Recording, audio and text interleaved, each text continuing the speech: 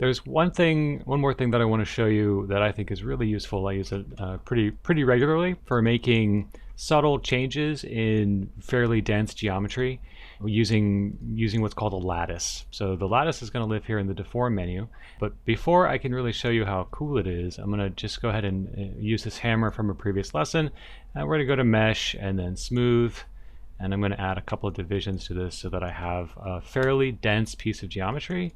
And that should, well, the reason for this will make sense in just a moment. So now I've got all this geo. I don't really need to, but I'll go ahead and delete the history on it. So now it's like baked in. And then I am going to go to Deform and Lattice. So we can look at the options if we want. These are the defaults, I believe. Let me go ahead and reset those. So we'll talk about what this is in a second. I'm going to hit Apply and just kind of show you what a lattice looks like.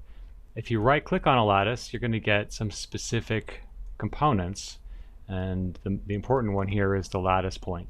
So what this is going to do is give you the ability to shift things around with the geo. And you only, even though the geo is really dense, you only have to worry about messing with a few points here to start to get some big changes to your underlying mesh, like whatever you might want to do. I use this for aligning different pieces of geometry. So imagine you have like a glove that was modeled in one context and an arm that was modeled in a different context, and you want them to have the same meeting, but they have a lot of dense geo. You can start to sort of scoot things around fairly easily by using a lattice.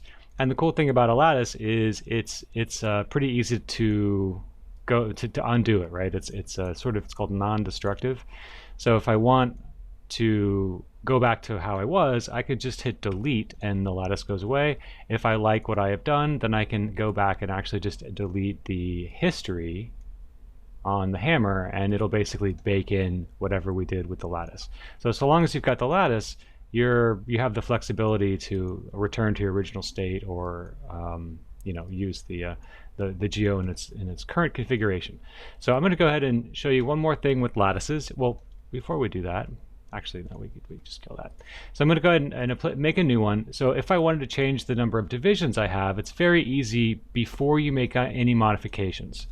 You can change the number of divisions you have on the height and the width and the depth.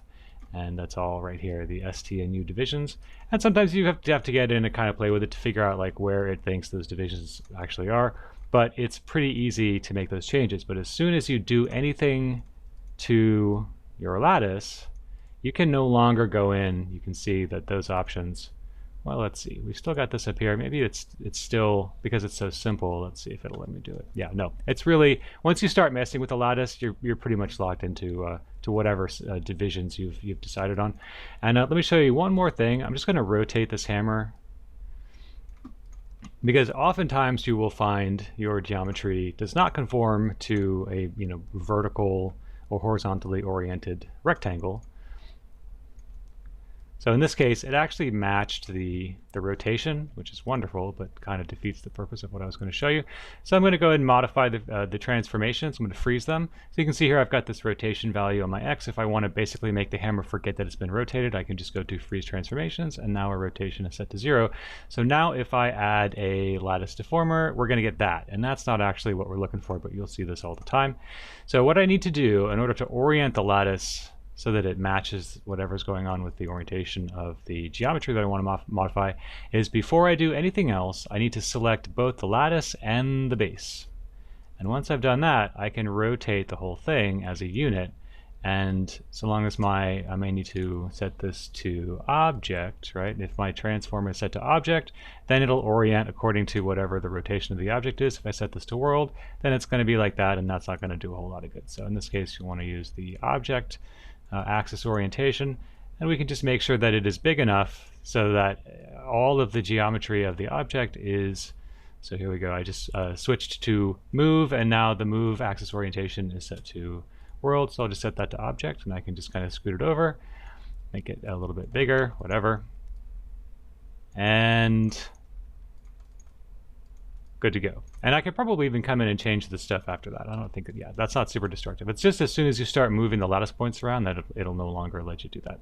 So that is a really, really useful thing to use for making graceful changes to relatively dense geometry where you don't want to have to get in there and start pulling and pushing a whole bunch of individual verts. You can just use a handful of points on a lattice and start to get whatever kind of interesting tweaks or distortions that you might be looking for. So there you go. That's Lattice, and it's very useful, and keep it in your back pocket.